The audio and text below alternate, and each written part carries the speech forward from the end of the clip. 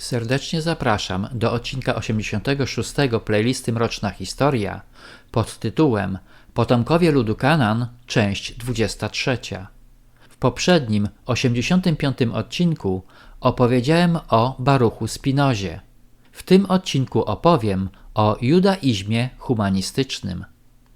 Judaizm humanistyczny jest poglądem pewnej grupy Rzymian, dla których nie jest istotna wiara w Boga, ale kultura i historia stanowiące o ich tożsamości rzymskiej. Jednym słowem, Rzymianie humanistyczni, mimo że są potomkami narodu wybranego, odrzucają Stwórcę na rzecz materialnego dziedzictwa i swojej historii. Ruch ten był pomysłem amerykańskiego rabina Sherwina Wina, zagorzałego zwolennika judaizmu liberalnego, i powstał w celu ułatwienia funkcjonowania i akceptacji Rzymian w społeczeństwach, których są częścią. Judaizm liberalny, nazywany również reformowanym lub postępowym, powstał w Niemczech i zapoczątkował go Israel Jacobson w 1810 roku, wprowadzając do liturgii judejskiej hymny w języku niemieckim, muzykę organową oraz krótsze modlitwy. Nazwę synagogi zastąpił słowem tempel, czyli świątynia. Jacobson wprowadził pełne równouprawnienie kobiet w liturgii oraz zwolnił swoich wyznawców od przestrzegania przepisów koszerności i obchodzenia szabatu. Wyznawcy judaizmu liberalnego nie wierzą i nie oczekują przyjścia Mesjasza, ale uważają, że Rzymianie są tylko grupą wyznaniową i nie stanowią odrębnego ludu. Dlatego nazywają siebie Niemcami, Francuzami czy Polakami wyznania mojżeszowego. Od czasów II wojny światowej judaizm liberalny akceptuje zarówno państwo Izrael, jak i sionizm. Najliczniejsza grupa Rzymian liberalnych występuje w Stanach Zjednoczonych i do jej poglądów należy między innymi akceptacja osób homoseksualnych oraz rabinek, czyli rabinów płci odmiennej. Ruch ten nie jest uznawany przez judaizm ortodoksyjny.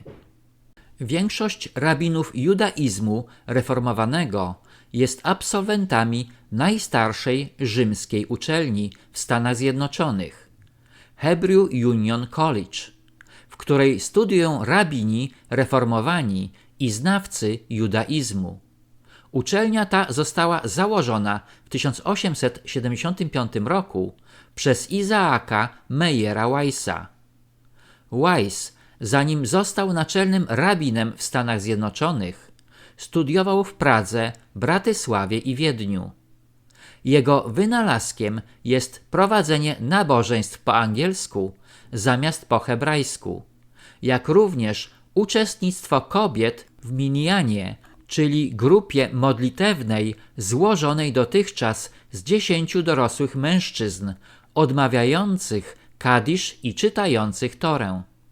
Powróćmy do judaizmu humanistycznego. Wyznawcy tego ruchu odrzucają poglądy judaizmu ortodoksyjnego, wiążącego religię Rzymian i występujący w niej pierwiastek nadprzyrodzony, z ich kulturą i zwyczajami.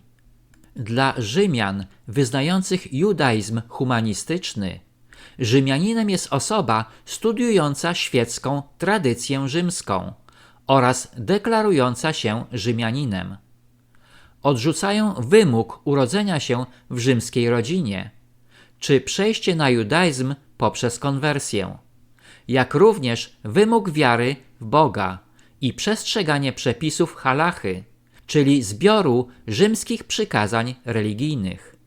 Rzymianie ortodoksyjni nie uznają judaizmu humanistycznego i za jego wyznawców odmawiają kadisz, czyli jedną z najważniejszych modlitw w judaizmie, traktując ich jak osoby zmarłe i bezbożnych gojów. Co prawda, Rzymianie humanistyczni oficjalnie nie zaprzeczają, że Boga nie ma, ale wszelkie pytania o Jego istnienie uznają za pozbawione sensu. Wine twierdził, że Bogiem może być jakaś siła kosmiczna, sprawiająca, że świat istnieje i że jako istota wszechmocna jest ona niemoralna, gdyż pozwala na cierpienie i okrucieństwo. Sherwin Wine uważał, że człowiek jest istotą słabą i nieracjonalną i nie ma możliwości swojego doskonalenia. Humaniści nie wierzą w sensowność modlitwy, odrzucają kwestie koszerności i konwersji. Bycie Rzymianinem ma opierać się wyłącznie na świeckiej kulturze rzymskiej i odrzuceniu wszelkich aspektów religijnych. Jednakże humaniści nie odrzucają Talmudu, traktując go jako dokument historyczny, który należy studiować i znać, poddając go nawet krytyce. Kwestionują również konieczność obrzezania noworodków płci męskiej, zastępując ten obyczaj nadawaniem imion zarówno dzieciom płci męskiej, jak i żeńskiej. Co więcej, judaizm humanistyczny pozwala na uczestnictwo w świętach rzymskich innych religii. Rabini tego ruchu biorą udział przy ceremoniach ślubów Rzymian z nie-Rzymianami i dopuszczają obecność homoseksualistów w synagogach. W sferze polityki humaniści często popierają poglądy lewicowe, jak prawa nielegalnych imigrantów, równość płci, prawa homoseksualistów oraz prowadzą walkę z homofobią. Promotorem judaizmu humanistycznego w Izraelu jest Jair Kaban. Dlaczego Sherwin Wine założył judaizm humanistyczny i kto go zainspirował? Według oficjalnej narracji Wine po przyjęciu reformowanej śmichy rabinackiej nie mógł pogodzić wiarę w Boga z hologramem i dlatego uznał, że należy odrzucić wiarę w Boga na rzecz kultury i historii rzymskiej. Sherwin Wine nie zmarł śmiercią naturalną, ale zginął w wypadku samochodowym. Czy był to przypadek, czy może gniew Boży za głoszone przez niego poglądy? Okazuje się, że tak naprawdę humanistów zainspirowały takie postacie jak Albert Einstein, Sigmund Freud i opisany w odcinku 84 Baruch Spinoza, którzy byli prominentnymi Rzymianami. Istnieją również powiązania humanistów z masonerią. Kiedy w 1963 roku w Stanach odbywały się pierwsze spotkania wyznawców tego ruchu, korzystali oni z lokalnych lóż masońskich. Pierwsza synagoga humanistyczna, The Birmingham Temple, powstała w amerykańskim mieście Michigan. Ruch rozwijał się prężnie, często wykorzystując amerykańskie uniwersytety na miejsca spotkań. Rzymianie humanistyczni nie modlą się podczas nabożeństw, nie wzywają imienia Boga i zamiast Tory czytają fragmenty świeckich książek napisanych przez Rzymian.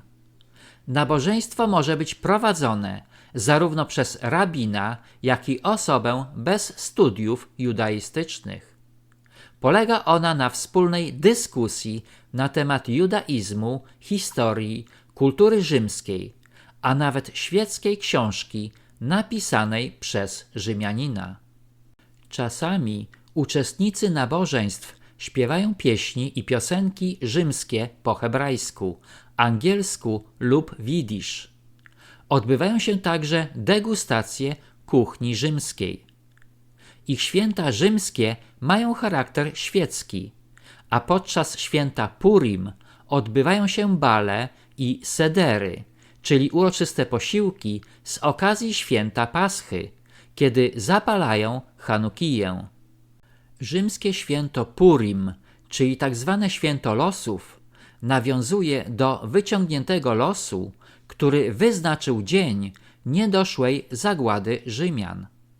Według biblijnej księgi Estery doszło w Persji do wydarzenia z udziałem władcy Persji Asferusa, jego żony Rzymianki Estery, jej przybranego ojca Mordechaja oraz Rzymianina Hamana, królewskiego ministra.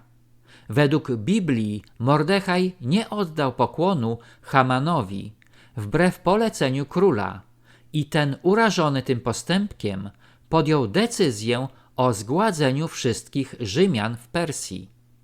Datę zagłady Rzymian wskazał wyciągnięty przez Hamana los. Jednakże Estera przekonała króla o zmianie decyzji i ocaliła Rzymian, doprowadzając do powieszenia ministra Hamana i jego synów. Rzymianie uważają to święto za najradośniejsze w obrzędowym roku rzymskim. Bez wątpienia Rzymianie mają powód do radości, że nie zgładzono ich przodków w Persji. Jednakże winnym tego zajścia wydaje się przybrany ojciec Rzymianki Estery, Mordechaj, który wbrew poleceniu władcy nie oddał pokłonu królewskiemu ministrowi, a nie minister Haman, którego powieszono razem z synami z inspiracji Rzymianki Estery. No cóż, Rzymianka Estera musiała być bardzo przekonująca. Ruch humanistów liczy około 50 000 członków na całym świecie, z czego połowa pochodzi ze Stanów i Kanady. W Izraelu humaniści mają kilka synagog, a największa synagoga europejska znajduje się w Brukseli, założona w 1965 roku i licząca 6 000 członków. W 2011 ambasador Polski w Belgii Sławomir Czarlewski był gościem tej synagogi, gdzie dyskutowano o stosunkach polsko-rzymskich.